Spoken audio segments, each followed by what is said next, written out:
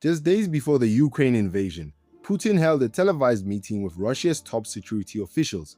He put them on the spot publicly, asking them one by one to support recognizing separatist regions. When one official hesitated, Putin corrected and pressured him in real time. This wasn't just theater. It showed he had already made the decision and he was forcing alignment, not seeking genuine debate.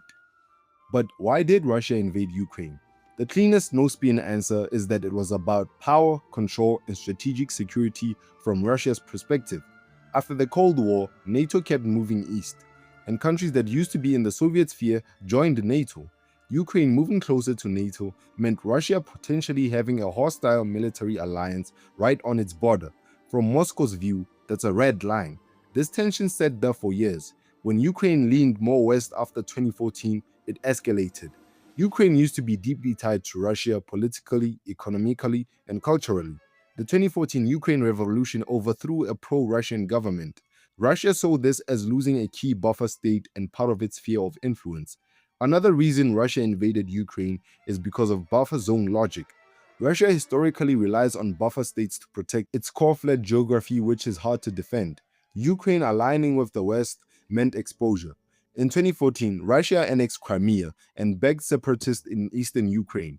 The Crimea hosts Russia's Black Sea Fleet, which was strategic naval access, and the ongoing conflict in Donbas kept Ukraine unstable. The 2022 invasion was partly an escalation of this already active conflict. Russia does not want a successful pro-Western democracy next door that used to be closely tied to it. Why? It creates a comparison problem internally and weakens Russia's influence over former Soviet states.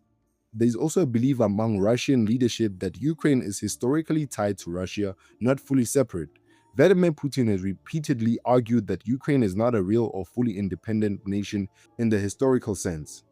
We know why Putin decided to invade Ukraine, but can Russia win this war? Well, first we have to define what winning even means. It's unlikely for Russia to take all or most of Ukraine and install a friendly government.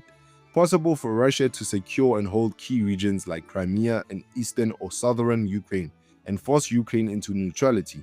A political win is very possible. Russia can outlast Western support and freeze the conflict on favorable terms. Right now, a full take Ukraine victory is unlikely because Ukraine has strong national resistance, supplies including weapons, intelligence, and funding from the West. Occupying a large hostile country is extremely costly and unstable.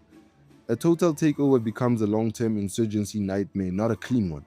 Russia's best path is not speed, it's endurance. Western support from Ukraine is not guaranteed forever. Elections, economic pressure, and political fatigue can weaken Ukraine's backing. If support drops, Ukraine's ability to fight drops sharply. Russia's main strategy is to outlast, not overwhelm. Grind down Ukraine militarily. Russia has larger manpower and can sustain losses longer. Constant pressure will degrade Ukraine's military. It can target infrastructure, which will weaken Ukraine's economy and morale.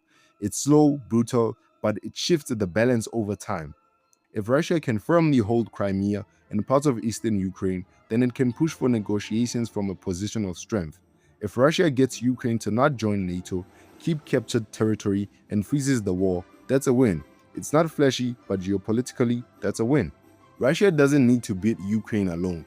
It needs to weaken the coalition behind it. But if Ukraine keeps receiving steady advanced support from the West, Russia's economy or military capacity degrades faster than expected, internal instability in Russia rises, and Ukraine regains territory and shifts momentum, Russia might not win.